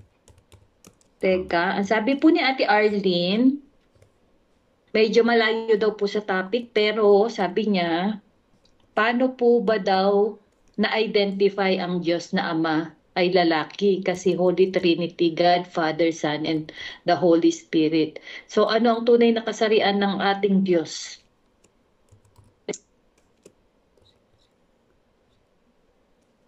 Sino pong gustong sumagot? Sino pong gustong sumagot? Tinatanong ano daw kasarian. Paano daw nalaman na ang ating Diyos Ama ay lalaki? Oo. Tinawag ng Ama, di ba? Ay ngayon, maggulo na. Kasi yung Ama pwede ng he, she, they, them. Nakita ko nga ngayon yung Google, pwede ka nang maglagay ng ng gender mo. Katulad itong Teams na ginagamit po natin, pwede mong sa setting mo na kung he, she, them ang ang gender mo. Kung Mr., Mrs. or them. Ano po yan? Ganun katindi, no? So sa Panginoon, bakit wala namang sinabing siya, Mrs. siya, no? From the beginning ng Bible, palaging masculine ang description or pagde-describe sa ating Panginoon. And then syempre, natural, nung si Jesus Christ dumating, ang tawag niya Father in heaven. So Father ay naka-associate yan sa lalaki. So sino daw pwedeng sumagot? Paano natin masasabi na lalaki o may gender ba talaga ang ating Panginoon? Sige po, yung mga scholar natin, sagot po. Lalaki. Bakit? Kung may gender, paano malalaman kung lalaki? Lalaki mismo ang binuo ni Lord Jesus Christ. At maaari siguro hindi na tinatanong yung ating Diyos na Ama, hindi ibig ng ating Panginoon sa Kristo at ang Banal na Espiritu. Lalaki po ba ang Diyos? Lalaki. Dahil binuo niya. Oo nga. Sige, sagutin mo din. Sige. May sumagot. Yan, sino yun? Wala. Sige. Unang-una, let us remember, ang ating Diyos po ay Espiritu. Yun po una. And that is the reason why hindi pa pwedeng mamuhay ang ating Diyos sa lupa. Kasi wala siyang body. His Spirit, kaya ang sabi doon sa John chapter 4, verse 24 yata po yun. Sabi, God is Spirit, you must worship Him the Spirit and in truth. 4:24, Daddy. John 44 ngayon. 24. 4:24. 4:24 nga. John 4:24. So nangangahulugan, kung ang ating Diyos ay Spirit, wala siya possessed na body, hindi mo sasabing lalaki po siya at hindi mo sasabing babae. Kasi po, ang kasarian ay lumalabas lang if you have the physical bodies. Yes, tao. Now, even mga demonic spirit, since they don't have the body, you cannot call them also male or female. Wala pong gender ang mga espiritu, including God. Wala po sa gender. Ngayon, paano lumabas ngayon yung masculine na binabanggit ni Pastora? No? Ang isa sa mga naging pruweba kasi na ang Diyos daw po ay masculine or parang lalaki. Now, again, uulitin po natin, no? Marami pong kasabi sa inyo, ang Diyos ay espiritu, wala pong masculine. You cannot determine kung siya po ay babae o siya lalaki. No, yun ang pinakano po dyan. Ang naging basihan lang po kung bakit naging masculine ang ating pong Diyos, let us go back again sa creation. ang sabi ng ating Panginoon, He created Adam is in own likeness. No? Sabi daw, inilika daw po ng Diyos sa magitan ng kanyang likeness. So sabi, Pastor, kala ba yung likeness na parang karakter lang, parang Diyos lang, parang ano? Hindi po. Pag sinabi nating likeness, yung pong malapit na malapit doon sa Diyos. No? Yun ang pagkakalika kay Adam. At since si Adam po, nilika po siya bilang lalaki, doon po may lumabas ngayon yung mga naniniwala at hindi po ito solid, naniniwala na ang Diyos daw po ay masculine. Amen. Na meron siyang kasariang lalaki. Yun ang bakit po? Dahil sa pagkakalika niya doon kay Adan. And let us remember, hindi po nilika si Eva out of the likeness of God, but rather from the ribs of a person, of Adam. So hindi po siya nanggaling mismo sa Diyos. Ang Adan lang po nanggaling sa Diyos. Kaya doon po pumapasok po yun. Kaya meron po tinawag na father, may tinawag po ng mga masculine na mga he, ang ginagamit po instead of she. Ano ba, yung banal na espiritu, he, o minsan ang ating Panginoon, he ginagamit po doon because of these things. But definitely when you talk about God, there is no gender po ang ating pong Diyos. Sapagkat ang ating Diyos ay espiritu po yan. Yun po. Amen. Additional? Bakit hindi natin pwedeng tawaging ina namin? Bakit ama namin?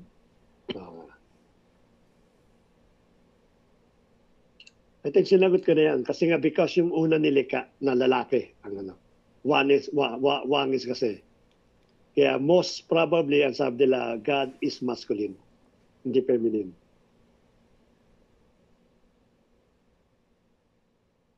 Anyway, ang pinakamalinaw doon, wala pong kasarian ng Diyos, ano? Because He is a spirit. Kaya nga po pagka sabi nila, pag tayo'y namatay, hindi sabi nila, sabi ng Bible, no? Pag po tayo ay namatay, tayo daw po'y magiging parang mga anghel. Di ba yung tinanong, no, na pagka namatay yung tao, sino magiging asawa niya doon? Sabi niya, di ba, yung tinatanong niya na kung ang naging asawa, Panginoon, sabi niya, kasi tinitest nila si Jesus Christ. Panginoon, sabi niya, itong merong isang babae, sabi niya, na nakapangasawa, pagkatapos namatay yung kanyang asawa. Naging asawa niya yung kapatid, kasi during that time, dapat talaga sinasalba nung kapatid yung nagiging naiiwan na nagiging byuda na nung panahon po na yon, no? So ngayon, kung namatay yung asawa niya, may kapatid pang lalaki, kukunin siya magiging asawa. Namatay na naman daw yung sumunod nung pangatlong asawa. Pagdating daw ba sa langit, sino daw ba doon ang kanyang asawa? Okay? So ang sagot po ng Panginoon, hindi nyo ba alam kanya, pagdating nyo doon sa langit, wala na kayong, para na kayong magiging mga anghel. So hindi po kasarian. Oo. Hindi po ibig sabihin na magiging anghel tayo. Ang ibig sabihin, no, para tayong maging anghel, wala tayong kasarian. So wala na tayong desire para sa asawa or sexual intercourses doon. No? Dahil wala po tayong kasarian doon. So malinaw po na walang kasarian ng ating Panginoon. Okay, but dahil pinoportray natin that God is powerful. So nakikita kasi natin yung character ng mga lalaki na strong and powerful. O mga feminist, sabi nila. Kaya na daw gawin ng babae. Pero ako po talagang, iba pa din talaga ang lalaki. At naniniwala din ako na mas matatalino ang lalaki kaysa babae. Ay, may matalinong babae pero hindi po sa ano ko, mas marami talagang lalaki ang matatalino. Kahit sa kitchen sa pagluluto, mas masarap magluto ng mga lalaki talaga. Kaya kung makakakita kayo yung mga chef po, halos madami ang lalaki. Talagang dominant po talaga ang lalaki. Alam mo ano reason yan, Pas? Mm. Kasi ang lalaki, hindi sila moody. So yung taste buds nila, standard. Ganun ba? Hindi Ano yung compliments or pangungutsayad? At saka ang mga lalaki hindi emotional. Mas Yun na nga. mas madalas logical. So ang Panginoon natin, He is a God of logic. Hindi niya basta naisipan ito kasi feel niya lang. Hindi, lahat may logic. Kaya po makikita nyo sa mga vlog natin sa umaga, lagi po akong may backstory para alam natin bakit ginagawa natin ito sa New Testament at sa panahon natin. Kasi ito yung logic. Kumbaga kaya natin ginagawa dahil meron ng pattern yan. Ginawa ng Lord yon, hindi gusto niya lang kasi meron siyang gustong maging pattern, no? Meron siyang gustong ipakita, i-establish sa panahon ng pagdating ng ating Panginoong Jesucristo. So, acceptin na natin sino pong mga babae na naka-online. Sorry ha, pero talaga pong ang mga lalaki dapat talaga ang mga dominant. Kahit nga po yung, di ba, kaya father, yung pinag-aralan natin ng Friday, father. Sila yung protector at provider ng bahay. Kaya makikita nyo po, maraming chaos na family.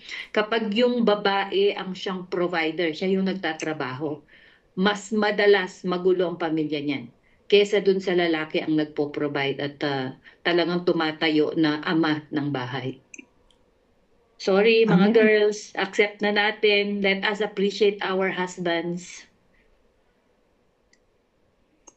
Okay na po ba, Ate Arlene, ang tanong ni Kuya Ed? Na-satisfy po ba kayo sa sagot natin? O may dagdag kayo or follow-up question? Mag-question na po. Basa tayo ng comment. Okay. Hindi ko alam kung saang sagot itong sinasabi ni Kuya na 77 tapos 666. Quadro 77, perfect number 77. Oo, tapos hindi ko anong. Okay, so hindi po lalaki, Kuya Manny ha? Wala pong kasarian. Okay, tama. Sabi niya po, lalaki ang unang niyang nilikha. Hindi po ako naniniwala na magagaling magluto. Ang sabi ko, karamihan, Kuya Manny.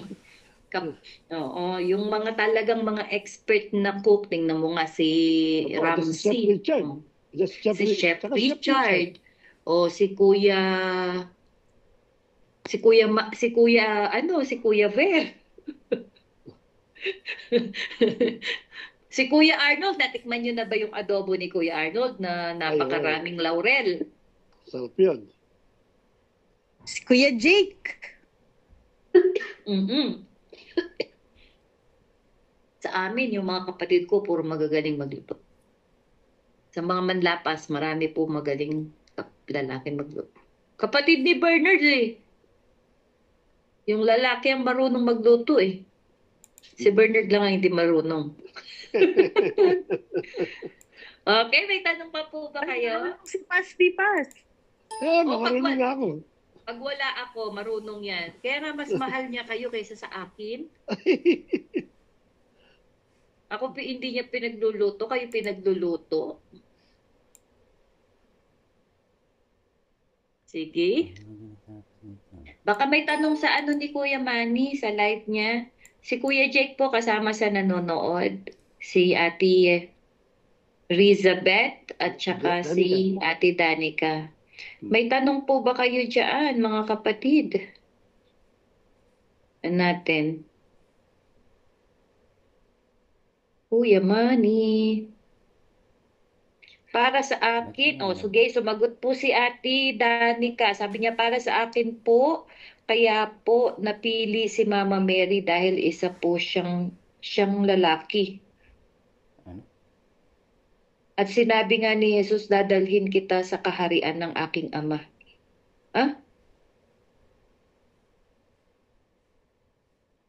Yung nakaano. Di ko maintindihan ang sagot ni Ate Danica. Pakitulong nga ako. Nakapako. Para sa akin po, kaya po napili si Mama Mary dahil isa po siyang lalaki.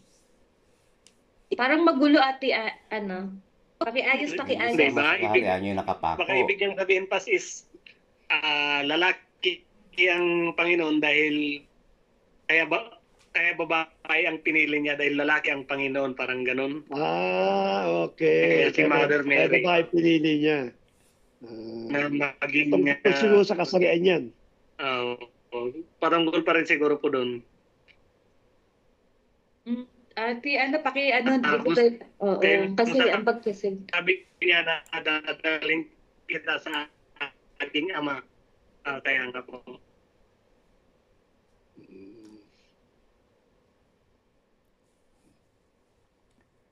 Daw, Kuya Regan. Kuya Regan, magaling ka sa abstract. Kaya nga, nakuha niya. Sa paradox. O sabi sa Paradox inyo, matatali ng mga lalaki eh. Paradox din. Paradox siya talaga. Kasi babae, lalaki, hindi ka makuha. Ate Danica, pinahirapan mo ko dyan, ha? Hero na. Ay, tanong.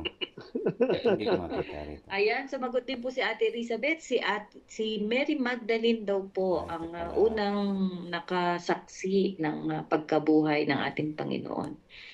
Okay. Okay, wala na po bang mga tanong? Or, Dad, may kumakatok. Ayun, mali, dali. Sige. Ay, sumisigaw ako, dito ka pa. Sige po, baka may tanong pa. Sige, Ate Danica, ginulo mong utak ko dun, ha? Tawa ka ng tawa dyan.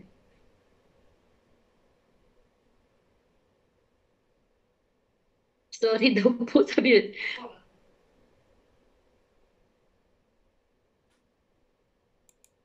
Okay lang, Pas. Meron naman tayong taga-explain ng mga paradox.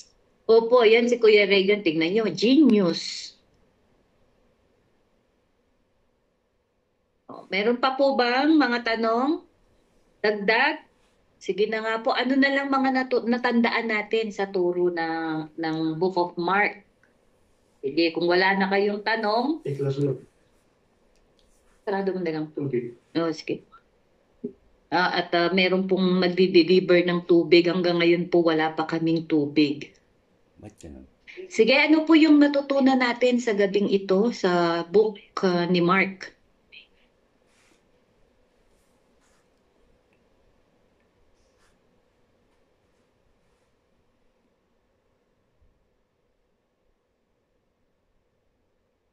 And Pas, ang mga natutunan ko sa Book of Mark is yung pinapakita ng ating Panginoong Diyos ang pagiging pagiging son of man, na siya ang siya ang anak ng Diyos. 100% Kasi lahat man, ng 100% lahat ng mga pinakita niyang mga pagpapagaling at yung mga pagpapatawad, ipinapakita niya na siya ay Diyos sa kanyang action kasi nagpatawad siya, tapos inoverrule niya yung Sabbath na pagpahinga, tapos nagpo-forgive siya ng sin, yung sa Book of Mark kasi more on action si Jesus Christ doon eh. So yun yung yun yung pinaka na naintindihan ko is yung pinapakita niya doon na siya ang Son of Man who is and at the same time he is the Son of God. Oo. Diyan siya sa Book of Mark siya maraming mga miracle na ginawa eh. Yung mga messianic authority ipinakita niya. Yung identity ng Panginoon, in-enact niya, pinakita niya into action, tapos claim niya through actions lahat ng identity ng sonship ng pagiging Diyos, ng pagiging God is in-enact ni Jesus Christ sa Book of Mark. Okay. Yun yung naiintindihan ko sa Book of Mark. That's all. Thank you. Sino pa po? Pass. Sige. Ano? Parang Sa malaki Book of Mark- boses ngayon ni Kuya. Kuya, mukhang recharge ka. Hindi ako kahit laptop. Yung natutunan po dito siguro yung is yung pagiging servant na leadership niya na yung pagiging servant niya na Opo. a style of his leadership. Opo. Kasi nakikita niya yun yung na talagang yung pag-serve niya sa others. Yung humility niya, yung service niya para sa iba. Talagang he's putting others' needs before sa kanya. Ganyan din tayo siguro. um, yung yung purpose niya is to serve. Hindi po pa maging serve o po yun ang pinakaano ko dun, Pas. At the same time, nandun na rin yung tayo bilang Christians is we should live in the freedom that yung sinasabi niyang he ransomed us, you know, Jesus Christ has secured yung to liberate us from the sins. Amen na po. And binigyan tayo ng salvations. So Amen. it's really, nandun talaga yung sense of worth natin. Nakikita po natin yung purpose dun. And as well as motivating us to live for His glory. Kaya yun. Thank you. Amen. So, kung meron po tayong gagawing example sa buhay natin, ay ang ating Panginoong Jesucristo as a servant, no? Servant leader, no? Kaya po kung may makikita kayo mga leader na hindi kumikilos, iwanan nyo na po yan. Tama ba ako, Kuya Arnold? Amen. Amen po, Pas. Kasi kung talaga pong tayo ay mga tunay na sumasampalataya at tayo mga disciple, mga follower ni Jesus Christ, ifa-follow po natin yung example ni Jesus Christ. Okay? So meron pong eksena dyan sa Book of Mark na nung napagod din si Jesus. Ang sabi niya, nung nakikita niya laging maraming tao, sinabihan niya yung kanyang disciple, pumunta muna tayo dun sa lugar na ilang, sabi niya, kasi para makapagpahinga tayo. Pero nung marinig ng mga taong sumusunod-sunod sa kanya, sumunod sila. Nauna pa nga sila makarating kay Jesus Christ dun sa lugar nila, tsaka nung 12 apostol. Tapos nung maggagabi na, ang sabi ng mga apostol sa Panginoon, pauwi na natin sila, sabi niya, para makakain sila. Makakuha sila ng mga makakain nila. Ang sabi ng Panginoon, di, kawawa naman sila, sabi niya. No, kawawa sila, kayo ang magpakain dyan. Ang sabi ng isang disipulo, Panginoon, sabi niya, halaga ng 8 buwang sahod ang gagastusin para mapakain lahat ng mga tao na yan. No? Pagkatapos ang sabi niya, ilang ba tinapay ang meron dyan? So yung po yung may 5 tinapay at 2 isda na pinarami niya. At pagkatapos nung kolektahin, 12 na buslo pa ng tinapay at isda ang mga naipon nila.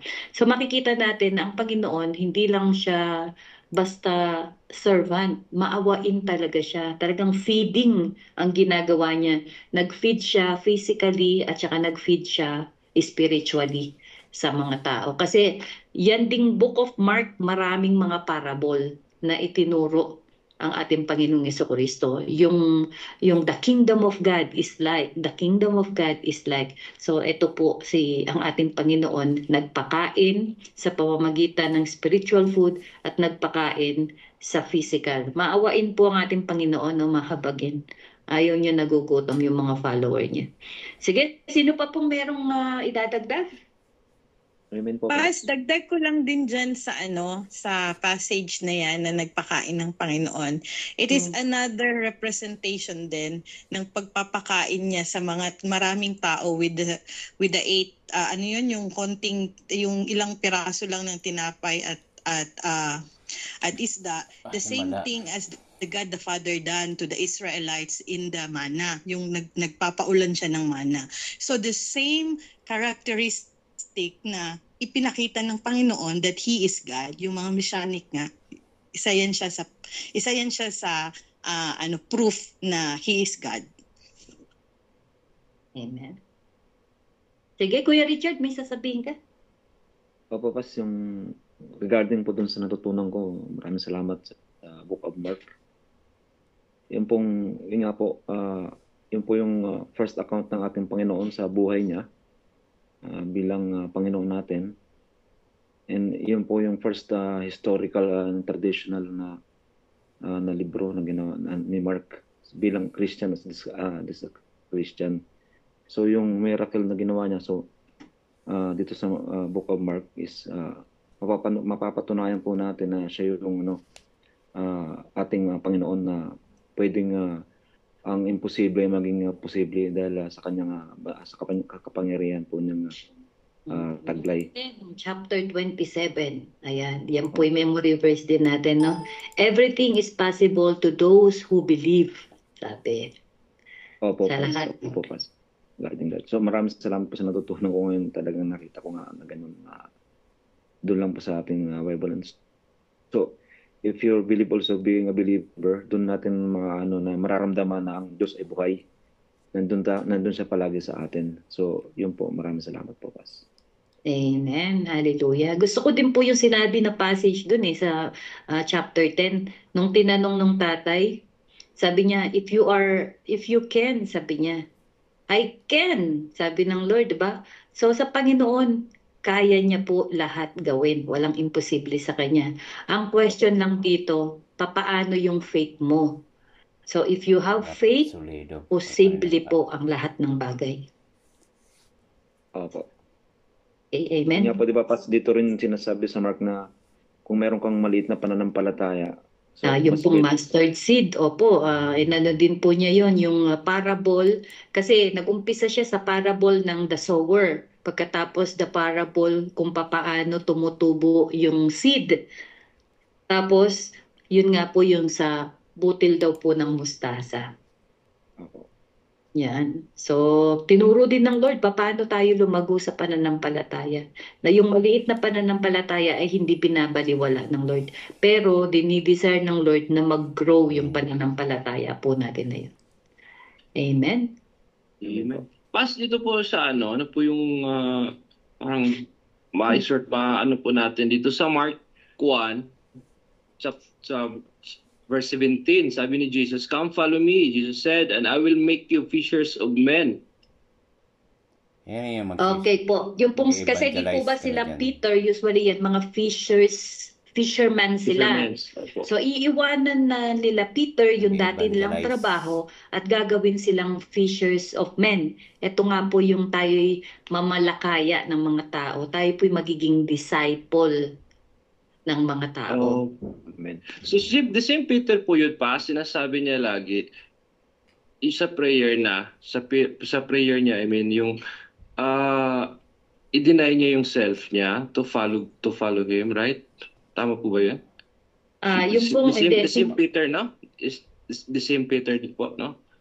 Opo, yung pong, pero ang sinabi doon, if you want to become my disciple, yun po ba yan? Opo. Deny yourself and follow me. Ano po, si Jesus Christ po mismo ang nagsasalita nun. Yun po yung sinasabi niya. Tinatanong niya, mga kasingit ako, tinatanong ni Kuya Arnold, kung yung bang tinawag ng Panginoon na maging fishers of men, is the same Peter na nag-deny sa kanya? Opo, siya din. Isang Peter lang po yan. Opo. Opo. So tayo pong lahat. Siya yung makulit na Peter. Impulsive. Lahat ng salita ng Diyos may naka-insert na Peter. Is it me, Lord? May mga ganyan pa siya, no? Anyway, lahat siya yung makulit na disciple ng Panginoon. Napaka-expressive din ni Peter kasi. Kaso hindi siya ganun katulad ni John the Beloved na unawang-unawa niyang pag-ibig ng Lord. Nakalimutan, yun po yung sinasabi ko, tayo pong lahat ay tinawag ng Diyos bilang fishers of man. Kaya po tayong lahat ay evangelist, ha?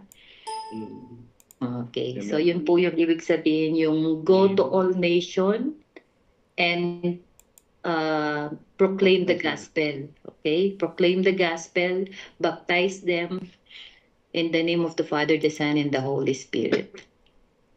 Okay, sino pa po? Meron pa po tayong 8 minuto. Sino pa po? Ay, si Kuya Glenn daw magsasalita. Okay, Kuya Glenn.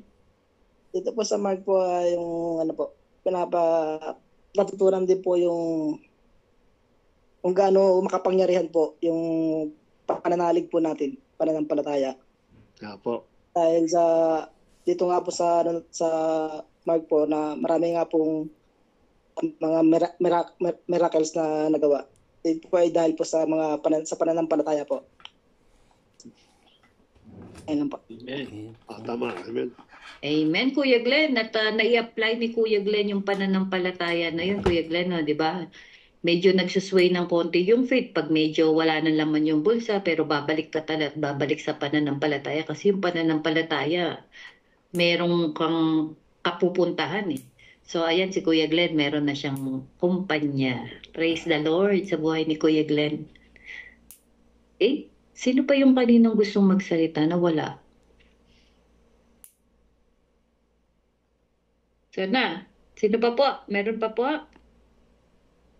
Baka meron tayo dito nagsasalita sa kabila. To become a servant na maging the most least po, sabi ni Ate Elizabeth. Bilanggat po yan. Ganda po yan.